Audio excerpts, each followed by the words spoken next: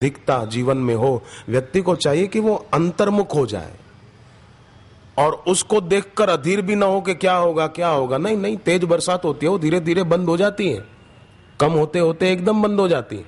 उसी प्रकार इनकी आंधी तूफान ये बारिश चले तो घबराना नहीं चाहिए, अपने गुरु की महिमा की ओर ध्यान देना चाहिए, उधर नजर करनी चाहिए। अपने आप उनकी कृपा उनकी करुणा वो हमारा काम कर देगी। तुम्हारी कृपा में सुख घने रे। साधक की साधना में बरकत गुरु की कृपा से आती है, उतनी और किसी साधन से नहीं आ सकती। इसलिए हम उधर नजर रखें। लोगों की बातों पर क्या ध्यान देना। संसार में तो लोग जो स्वार्थ और कामना से प्रेरित होकर जीवन जी रहे हैं, उनकी बातें सुनकर क्या परेशान होना। एक आदमी रास्ते से गुजर रहा था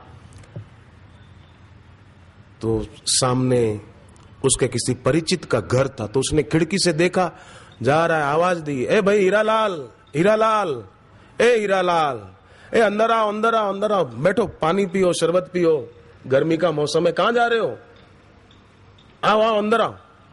तो सोचा उसने चलो गर्मी तो लगी रही है, दोपहर का टाइम है, थोड़ा पानी पी लूं, थोड़ा आराम कर लूं। तो अंदर आने लगा तो गेट के अंदर की साइड एक कुत्ता बैठा था, बड़ा खूंखार कुत्ता। तो अंदर घर वाले ने आवाज दी, हीरालाल आ जाओ। तो हीरालाल बोला, पन्ना लाल मैं आऊं तो सही, पर कुत्ता बैठा है, बड़ा खूंखार कुत्ता है। अरे बोले कोई बात नहीं, आजा आजा। बोले पहले तो मैंने तेरे घर कुत्ता नहीं देखा, बोले कल ही लाया हूं नया, और मुझे चेक करना है कि नए आदमी को देखकर काटता है कि नहीं काटता। तू आ ना जरा अंदर आ, मैं चेक करूं। वैसे लोग दुनिया में, बोलो मैं देखना चाहता हूं काटता है कि नहीं काटता है, और काट ले तो बेचारा वो दवाइयां लेता फिरेगा। स्वार्थ मीत सकल जग माही, स्वप्ने प्रभु परमारथ नाहि। तो ईश्वर और गुरु क्या कहते हैं, श्री कृष्ण ने क्या कहा, श्री राम जी ने क्या कहा। राम जी ने क्या कहा, बोले बड़े भाग मानुष तन पावा, सुर दुर्लभ सद ग्रंथ निगावा, साधन धाम मोक्ष करी द्वारा, पाई न जही परलोक संवारा। इसको पाकर जिसने परलोक नहीं संवारा तो फिर मर तो जाएगा ही, खाली हाथ चला जाएगा, रीता रह जाएगा, रोता रह जाएगा। प्रभु मिलन का मार्ग प्यारे, गुरु बिन हाथ न आएगा, चाहे जितनी कर चतुराई, रीता ही रह जाएगा, माने खाली रह जाएगा, रीता ही रह जाएगा। पूर्व पश्चिम उत्तर दक्षिण फिर उम्र गंवाएगा, कभी कहीं तीर्थ में, कभी किसी तीर्थ में, कभी कहीं फिर उम्र गंवाएगा। सदगुरु की जब कृपा हो तो घट में ही गोविंद मिल जाएगा, फिर अपने भीतर ही ईश्वर का अनुभव हो जाएगा जब गुरु की कृपा होगी।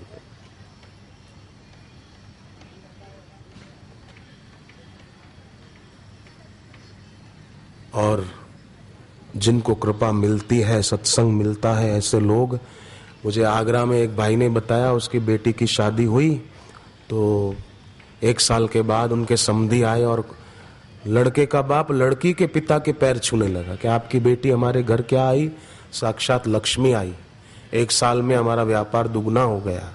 तो लड़की के पिताजी ने कहा कि मेरी बेटी ने बापूजी से दीक्षा ली हुई है, रोज जप करती है, कुंवारी थी तब भी पवित्र जीवन जिया था, सदाचार से भरा हुआ जीवन जिया था, तो अभी आपके घर को उसने चमका दिया।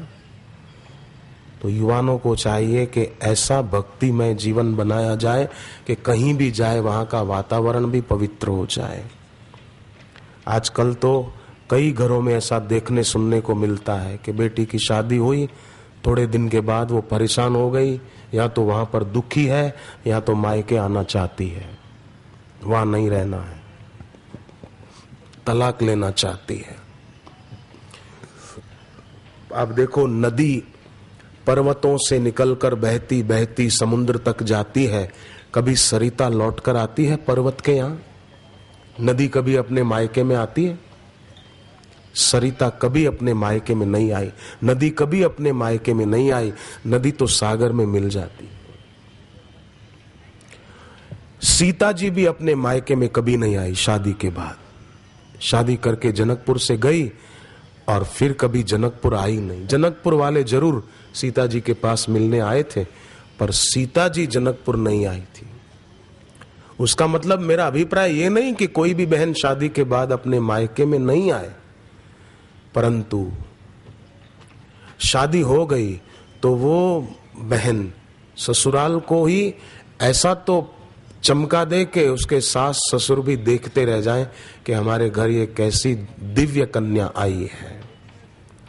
और सास ससुर को भी चाहिए कि अपनी बहू को ज्यादा प्रताड़ित न करे। कईयों की आदत होती है टोक टोक टोक टोक, डांटना, फटकारना, बोलते रहना, बस चैन ही नहीं पड़ता। बाप और बेटा चाय पी रहे थे, सर्दी के दिन थे, सुबह धूप में बैठे बैठे चाय पी रहे थे। अचानक रसोई घर में कोई कांच का बर्तन गिरा और टूटा, आवाज आई ऐसी।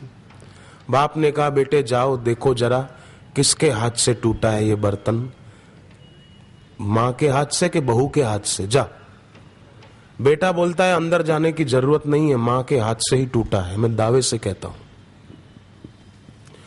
बाप ने कहा, क्यों, बहू के हाथ से भी तो टूट सकता है।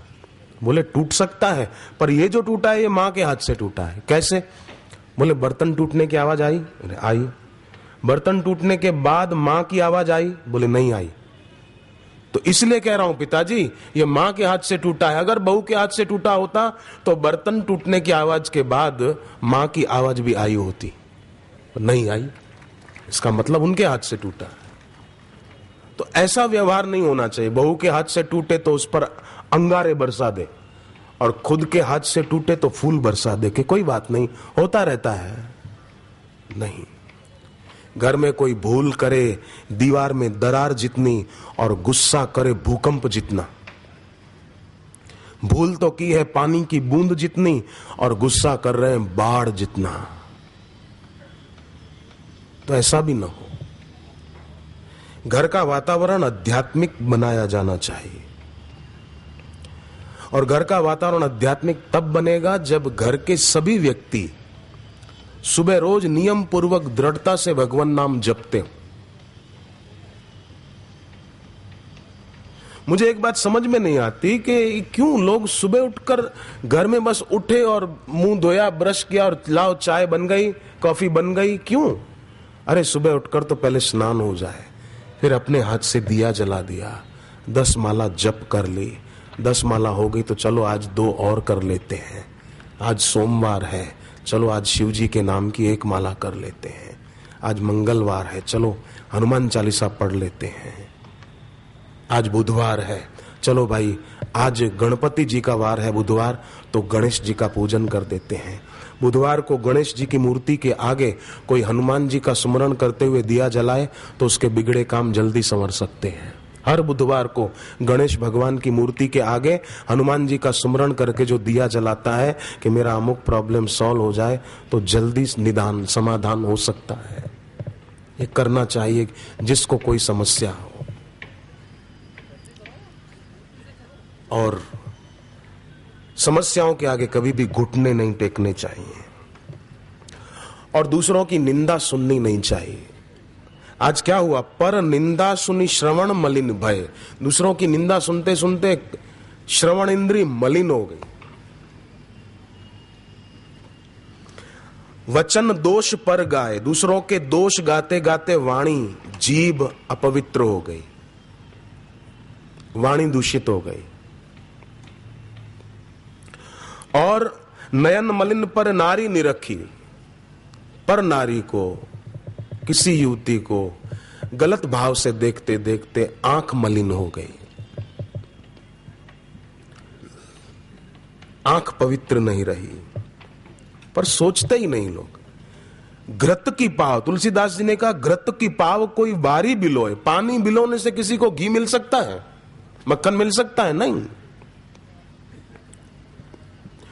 उसी प्रकार अपनी इंद्रियों के द्वारा दूसरों में सुख बुद्धि करना, ये पानी बिलोकर मक्खन पाने की इच्छा करना है, मिलेगा नहीं, मेहनत बेकार जाएगी।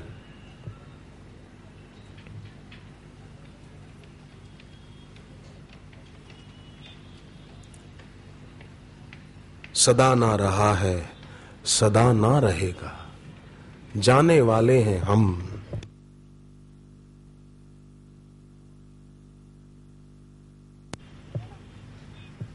शरीर सदा ना रहा है किसी का, न हमारा रहेगा। आप एक बात बताओ, शरीर और संसार दिखता है, पर क्या सदा रहेगा? बोलो भाइयों बहनों, आप बोलो। शरीर दिखता है आपका, हमारा, हमारे दादा परदादा का भी दिखता था, पर क्या वो आज हैं? मेरे दादा का शरीर मैंने देखा था, मेरे दादा को, पर आज कहां है वो? तो शरीर और संसार दिखता है पर रहता नहीं है। अभी हमारा दिख रहा है, 25-50 साल के बाद, 75 साल के बाद हमारा भी नहीं रहेगा। तो शरीर और संसार दिखता है पर रहता नहीं है, ठीक है? और भगवान दिखते नहीं हैं पर रहते हमेशा हैं।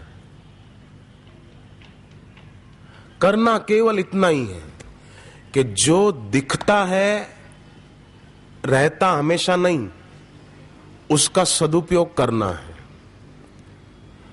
और जो दिखते नहीं पर रहते हमेशा हैं, उनके नाम में अपनी भक्ति बढ़ाना है बस।